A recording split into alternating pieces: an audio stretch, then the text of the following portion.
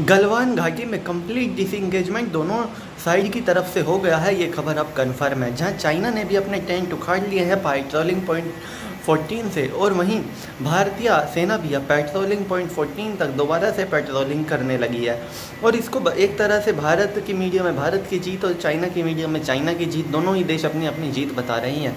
लेकिन भारतीय सेना को, भारत की सरकार को इस वक्त चौकन्ना रहने की ज़रूरत है, क्योंकि 1962 की एक अखबार की हेडलाइन अब सामने आ रही है, जहाँ पे बात की जा रही है कि भारत ने गलवान घाटी जीत ली और चाइना की सेना पीछे हट गई। और ठीक उसके 70 दिन बाद भारत चीन का युद्ध हो गया था। खैर, अब 1962 का भारत नहीं है, ये 2020 का भारत है, लेकिन फिर भी चाइना पर कभी भी भरोसा नहीं किया जा सकता। चाइना पर भारतीयों को धीरे धीरे भरोसा होना शुरू किया हुआ था, लेकिन चाइना ने एक बार फिर से वो भरोसा ऐसा तोड़ा है कि अब जो नई पीढ़ी है ये भी चाइना पर भरोसा नहीं कर पाएगी। पुरानी पीढ़ी ने तो कभी चाइना पर भरोसा किया ही नहीं। नई पीढ़ी को थोड़ा बहुत चाइना पर भरोसा होने लगा था, और चाइना ने गलवान घाटी क्लैश के बाद अपने मंसूबे जाहिर कर दिए कि चाइना का जो इरादा रहा है हमेशा से पीठ में खंजर घोंपने का रहा है।